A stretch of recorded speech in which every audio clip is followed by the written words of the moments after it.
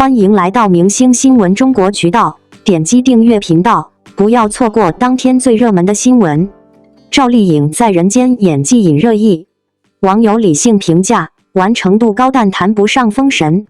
在人间是编剧徐冰个人风格强烈的实验性作品，演员演技讨论被其锋芒掩盖。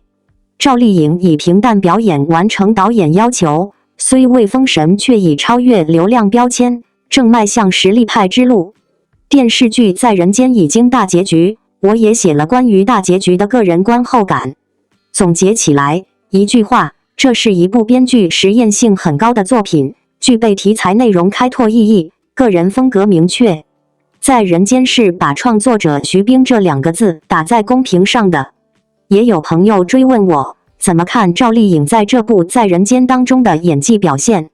网上的争议我也看到了，无外乎又是2极分化式的对立。有说赵丽颖呆若木鸡式表演的，也有说赵丽颖凭借9分钟无台词表演封神的。赵丽颖是流量明星起步的，出现这种2极分化的说法也是必然。有人需要诋毁她，也有粉丝需要极力维护。可能也是因此，才会有朋友问我赵丽颖在该剧当中的演技吧。我的看法需要分很多条出来。第一条看法，在人间是一部作品大于演员的电视剧。在人间是编剧徐冰个人风格很强的一部电视剧，这种徐冰的色彩在各方面呈现出来，是徐冰的光芒压倒了剧作当中所有演员的。可以说，剧作当中所有的角色都是从属于徐冰编剧的。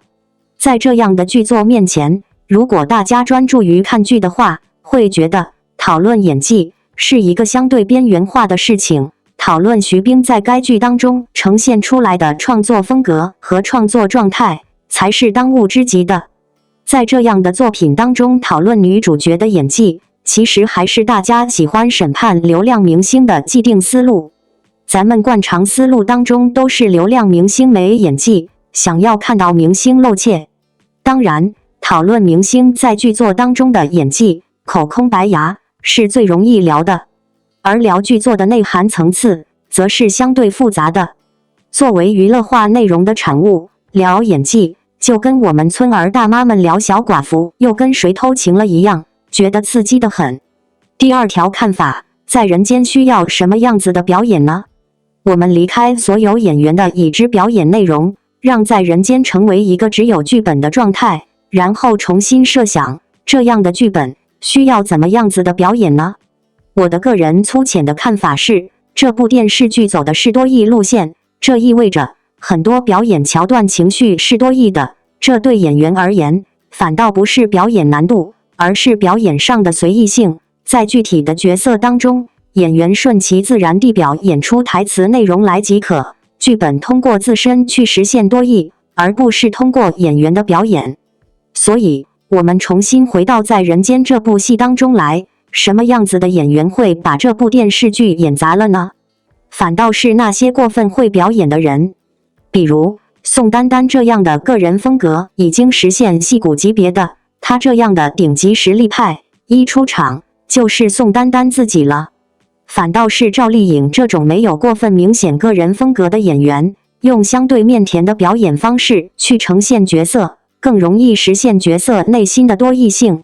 第三条看法，在前边2条的大前提下，赵丽颖的表演当然不能称之为封神，但其对导演要求的完成度还是很高的。说封神，那是粉丝们嚷嚷出来的；说很好的完成了导演的要求，则是不为过的。这部在人间其实是不太需要炫技的，演技层面上的炫技。该剧有着很多的意识流的内容，越是意识流，越平淡表演即可，没啥需要炫技的地方。在意识流的世界当中，角色是没有真实世界的对照的，对于演员而言，怎么演都是一次创作，都是瞬间成型的。这也便是为什么我说这部在人间不太应该讨论演员们的演技。硬要对赵丽颖的演技给出一个说法的话，我们只能说赵丽颖很好的完成了导演徐冰的要求，但是嚷嚷这样的表演就可以封神了，还是差点意思的。封神的演技应该体现在像当中去。第4条看法，演现实主义作品才更容易分辨出演员的演技水平出来。在人间这样的意识流的文艺属性的作品是没有现实的参照系的，这样的作品和角色怎么演都是正确的。真正要看一位演员的演技，需要给他或者他找现实的参照系。所以很多走写实路线的影视剧作品才是观察演员表演水平的。在这个维度当中来讲，赵丽颖还有一些路要走。当然，她比很多流量明星强的地方在于，她已经在路上。比如合作张艺谋的第20条，她饰演农村哑女，已经是有那么一些像的意思了，比很多女明星都要强。再比如合作冯小刚的像《杨花》里边型满释放的女性，也有一股子狠劲儿在，也是可以称之为像的。在驾驭现实角色方面，赵丽颖开始上路了，有自己真正的水平了。所以这位演员未来应该可以带给观众们很多惊喜。赵丽颖近年来在表演领域不断突破自我，尤其是在人间这部风格极为鲜明的电视剧中，她的表现引发了观众与业内人士的广泛讨论。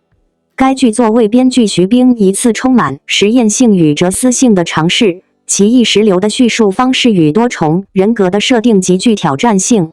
赵丽颖身为主演，却以低调式的表演风格去演绎如此复杂的角色，在表演层面上选择了克制、收敛而不造作的方式，这本身就是对传统封神演技观念的一种挑战。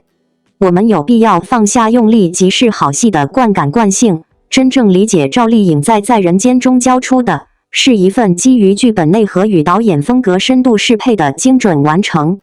在人间并非一部演员驱动型剧集，它的主导性来源于剧本本身，是一次以徐冰为核心创作者意志的浓烈表达。整部剧从文本结构到镜头语言，都贯彻着极强的作者风格。在这样的创作语境下，演员更像是一种表现工具或表现媒介。演员若试图以极强的个性去诠释角色，反倒可能违背剧作整体的和谐性。赵丽颖之所以被称赞完成度高，正是因为她在角色诠释上的隐身术，不刻意拔高情绪，不强行突出个人风格，而是以一种近乎空灵的方式将角色与剧本无缝融合。她不是在抢镜，而是在成全。这样的选择，恰恰是一位成熟演员的体现。这一点也能从赵丽颖近年来接戏的路径中看出端倪。她逐步摆脱流量女星的单一标签，不再执着于商业剧中讨喜的角色人设，而是转向更具挑战性与深度的角色塑造。从谁是凶手到风吹半夏，再到如今的在人间，她的角色都在逐渐贴近生活，接近现实，甚至趋近于非典型女主。这些作品中的人物往往不再强调颜值，而更注重内心的层次与情感的真实。尤其是在人间中，她饰演的角色跨越多种人格状态，不靠台词堆砌，不靠夸张表情取胜，靠的是微妙眼神、细节肢体动作的层层递进。在表演界中，这种方式虽不张扬，却极其考验功力。当然，部分观众之所以对赵丽颖的表演仍持保留意见，一定程度上也反映出大众对表演封神标准的认知分歧。有观众倾向于感官冲击型的表演，比如情绪大爆发、哭戏拉满，这样才能称得上演技炸裂。但也有一部分观众已经学会欣赏沉稳自然、润物无声的表达方式。赵丽颖在人间中的演技显然属于后者，一种更为冷静而富有深度的表达。她不是用力过猛的演，而是在角色的生活中活着。这与在人间整体追求模糊边界、多重解读的艺术风格不谋而合。再者，在人间对演员的要求本身就和传统电视剧不同，它不是一部按照常规叙事逻辑展开的作品，而是呈现了极强意识流的表达方式。这就要求演员不能用精准的情绪出口去引导观众情感，而是更像一个容器，将各种可能的情绪放入角色，交由观众自行解读。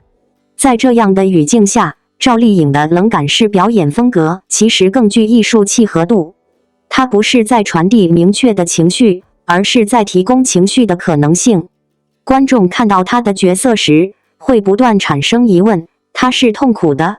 她是压抑的，她是迷惘的，她是坚定的。每一个可能都是角色存在的维度，而这种多义的存在，正是在人间最精妙的部分。赵丽颖之所以值得肯定，也正是因为她对这种多义性表演的把握非常稳健。她没有试图操控观众的情绪，而是将这种解读权还给观众本身。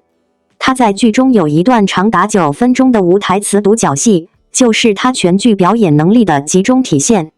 她只用一个眼神变化，一个微妙动作，一个步伐节奏的变换，就将角色心理的崩溃、挣扎与重建表达得极其深刻。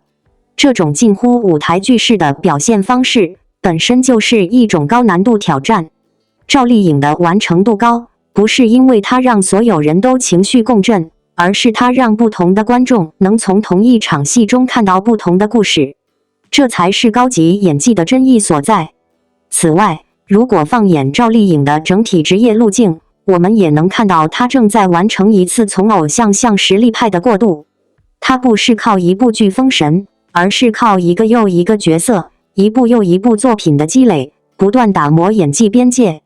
从花千骨楚乔传到知否知否应是绿肥红瘦，再到如今的在人间，她不再满足于可爱、坚强这些标签式的女主角，而是用更复杂、更真实、更有缺陷的人物去打破自己。这个过程中，她不仅在挑战观众的审美习惯，也在挑战自己原有的表演方式。她已经从流量明星中抽身，走向更具专业性的演员身份。她的表演不再是流量的附属，而是剧作不可或缺的一环。也许在人间无法成为赵丽颖职业生涯的封神之作，但它无疑是她转型过程中的关键节点。这部剧给予了她打破既有形象的机会，也给予她面对观众质疑的勇气。真正值得敬佩的不是她是否封神，而是她愿意去尝试，愿意去突破，愿意承担争议，这才是一个优秀演员的品质。我们也希望观众在评价一位演员的时候，可以跳出是否封神这样二元对立的模式，更多的关注演员的角色选择、情绪处理、细节展现和作品契合度。真正的好演员，不是一部剧中封神，而是每一部剧都能留下值得咀嚼的细节。赵丽颖正在用她的实际行动告诉我们，演技不是一蹴而就的荣耀，而是一场不断积淀的修行。最后，也想对所有关注赵丽颖、关注在人间的观众说一句：你可以不喜欢赵丽颖的风格，但请尊重她作为演员的付出和努力。你也可以不认同在人间的表达方式，但请理解这是一部充满创作野心的实验作品。多一份理性与包容，才能成就更多优秀的演员与作品。赵丽颖还在路上，我们也应该持续为她鼓掌，期待她下一次的突破与绽放。感谢您观看视频。如果您觉得本时事通讯有用，请不要忘记点赞、评论和订阅。祝您生活愉快，充满活力。再见。